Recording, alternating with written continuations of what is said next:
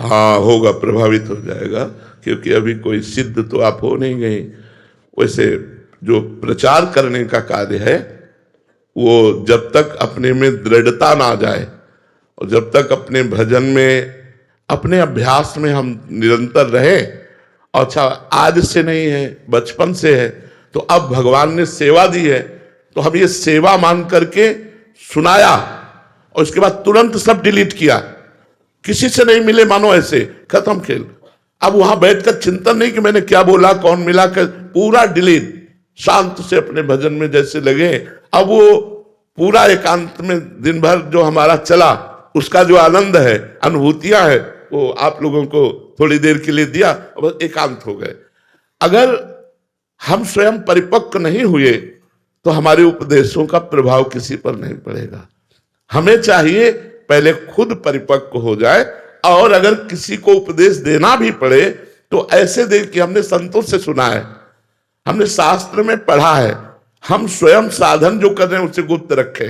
यही चूक हो जाती है। मतलब आप तो गुरुजन आचार्य हैं, तो आपके अनुभव तो जो हमारे लिए एक प्रेरणा स्रोत होते हैं, बट जब हम साधक किसी दूसरे को समझाते हैं तो अपने अनुभव साथ जब प्रस्तुत करते हैं तो बाद में खालीपन सा लगता है। हाँ, नहीं चला ही नहीं सकते आप, जो आप नियम लिए हो आपका चल ही नहीं पाएगा, क्योंकि ऐसा सिद्धांत नहीं। जैसे आपको राधा नाम में आनंद आने लगा, आप 4 घंटा जब किए, आपको लगा यार परिवार के सदस्यों को भी दे, क्योंकि आनंद में, या अपने मित्रों को दे, या जो मिले, तो जहां आप एक ये कि हम तो 4 घंटे जपने में कितना आनंद मिलता है, आप 10 मिनट भी जपिए, अब आपका 4 घंटे भजन नहीं होगा। आप देख लेना उसमें विघ्न पड़ जाएगा, अगर होगा भी तो आनंद रहित होगा, आनंद नहीं उत्पन्न हो पाएगा, शुष्कता आ जाएगी। इसलिए आचार्यों ने कहा है जब तक आप दृढ़ ना हो जाएं तब तक किसी को अपनी बात ना बताएं। अगर चर्चा करनी है तो हमने वृंदावन में सुना संत के मुख से कि अगर नाम जप किया जाए तो जीव का मंगल हो जाए, बस।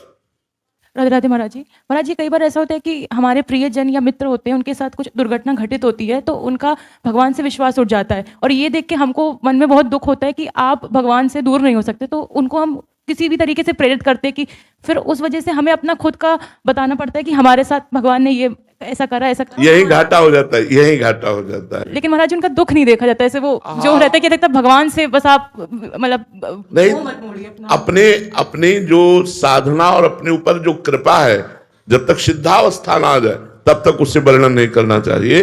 मतलब 13-14 वर्ष हो गए प्रवचन शुरू हुए, नहीं तो जीवन में कभी हम 5 मिनट भी नहीं बोले। जीवन में मौन धारण किए हुए जब एक आश्रम में टिके थे तो बोले तुम्हारी आवाज ही नहीं सुनने को मिलती, हर समय मंत्र में, हर समय।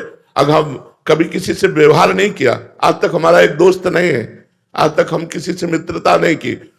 अब जब भगवान ने प्रेरणा की कि आप प्रवचन करो, तो अब वो संभाल रहे हैं। हमारी सामर्थ्य प्रवचन करने की नहीं, भगवान।